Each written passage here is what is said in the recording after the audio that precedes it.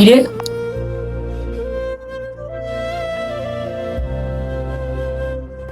তুই সন্ধ্যাবেলা এইভাবে মোবাইল টিপতেছস? এও না না, তুমি কিছু দেখো না তোমার পোলা যে এইভাবে মোবাইল টিপতেছে? হ্যাঁ কেরাব্বা, কোন সমস্যা? আমি তো বসে মোবাইল টিপতেছি, কোনো খারাপ কাজ করতেছি না।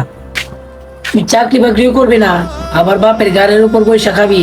হ্যাঁ, পাশের বড় বাড়ির রহমতের পোলা দেখ, তোর 2 বছর ছোট, একই নয় চাকরি বাকরি করে সংসার বলতেছে, আর তুই অত বড় দামরা বইলা বাবার গাড়ির উপর পয়সা খাবি। এটা কি করে তোর পরিবারের মানবো? হ্যাঁ,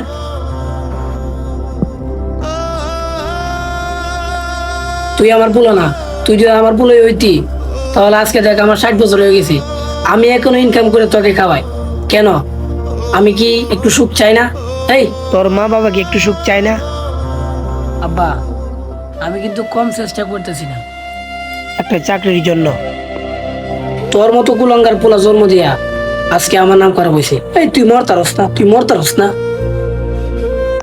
হ, আমি মরি, আমি মরলে তোমরা শান্তি হইবা।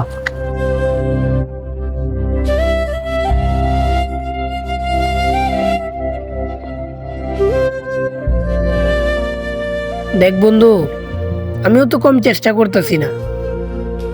এখন তো মা বাবা বুঝে না যে আমি কিছু করি না। আমিও তো অনেক ইন্টারভিউ দিতেছি, সিভি দিতেছি। শিক্ষিত হয়েও আজকে বুঝলাম কর্ম সারা দাম নাই। বুঝছস? ঠিকই কইছস রে বন্ধু।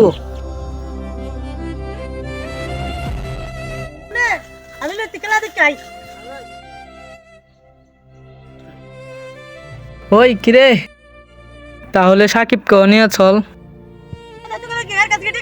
হ্যাঁ গেলে আমি যাবো না।